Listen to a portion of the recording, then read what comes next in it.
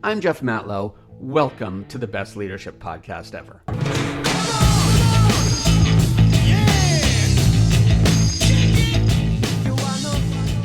Welcome back to the best leadership podcast ever, where every week we rethink your daily habits to help catapult your career. My name's Jeff Matlow. I'm a leadership coach. I help female executives and entrepreneurs become the types of leaders that people want to follow. But enough about me. I want to talk about you, and I want to talk about the only two choices you have in life. And it all starts with two roads. You see, two roads diverged in a wood, and I repeated and overanalyzed this poem so many times that I can no longer determine which path is the one less traveled or why it matters.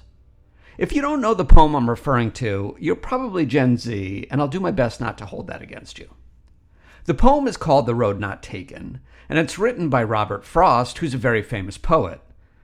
Now listen, you really should have learned this in school, so I'm not sure why I have to be your teacher, but let me break it down a little more for you. You've heard of Dr. Seuss, right? Good. Robert Frost's poem is like a grown-up version of Oh, the Places You'll Go. You should read it. It's short.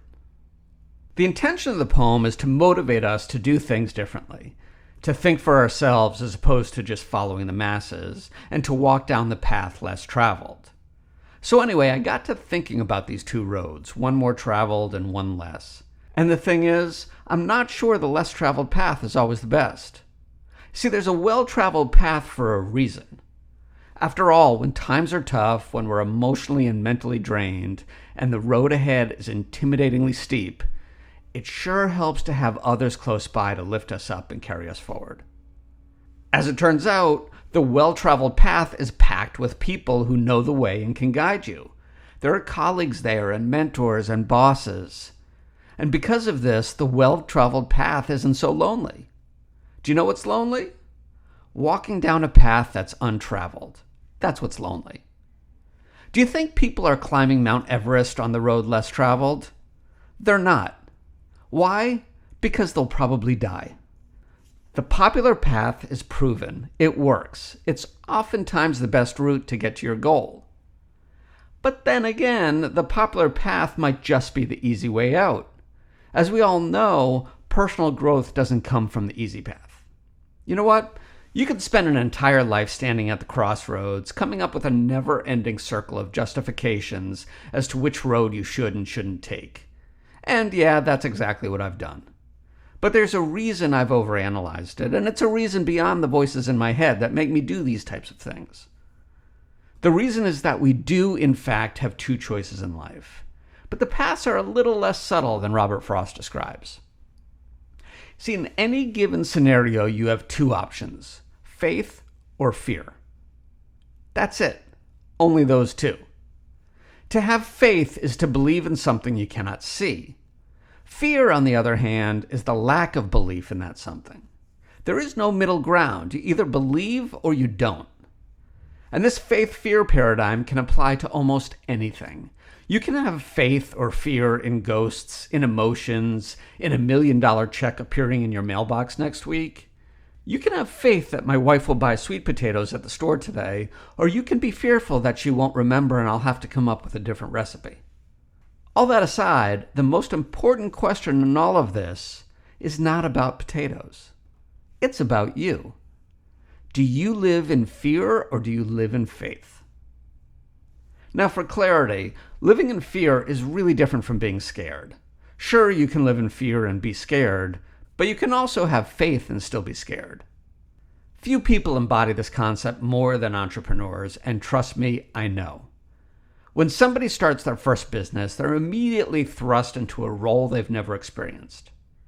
As for me, at the ripe old age of 27, I went from being a manager at a big company to the CEO of my own company. It's scary. Really fucking scary. But despite being scared of the circumstances, the very reason entrepreneurs bring that on is because they have faith in their pursuit. Get it? Good. Now let's talk about the fear-driven leader. Because fearfulness is a significant issue when it comes to leadership. And I'm not talking about being scared. I'm talking about the leader's lack of faith, which causes big problems. A leader's lack of faith is a culture killer. And when you kill the culture, you kill the company. As it turns out, there are 3 types of fears that are the downfall of leaders. This is where we're going to do a little self-exploration. The 3 types of fears are fear of not being liked, fear of not being perfect, and fear of failure.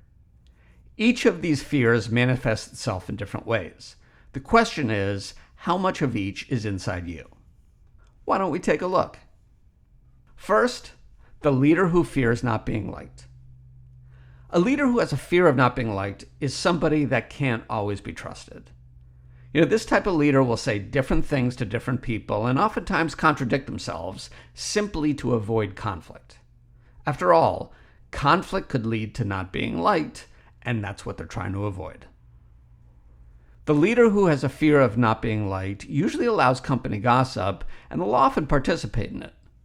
They talk behind people's backs in order to feel accepted by others.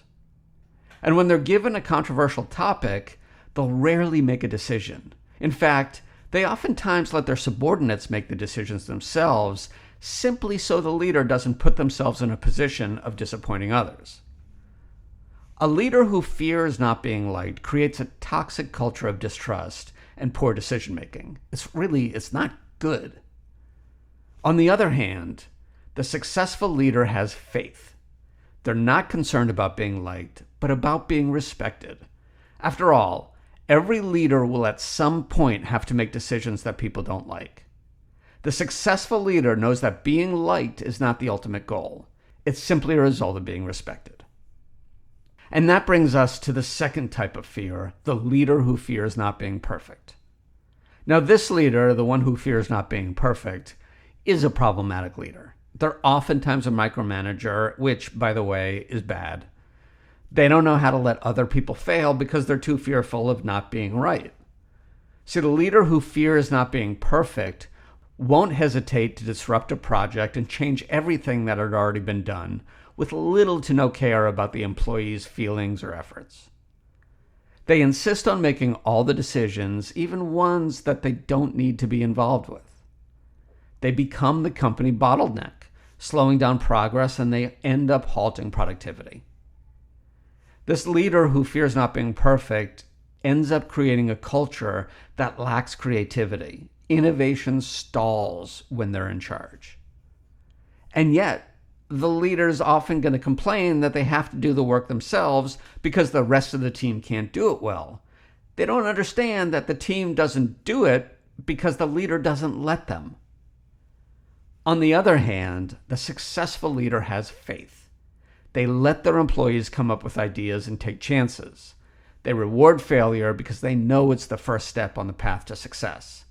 The successful leader knows that perfection is the enemy of progress.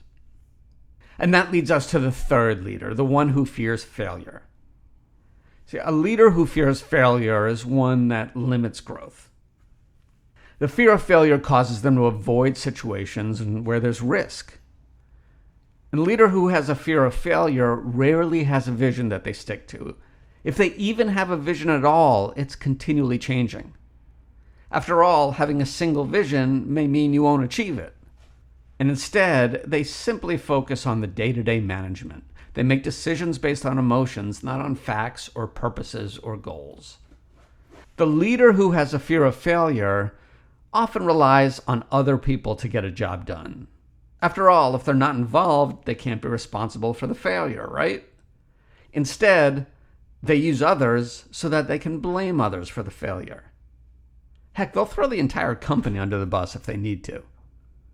On the other hand, the successful leader has faith.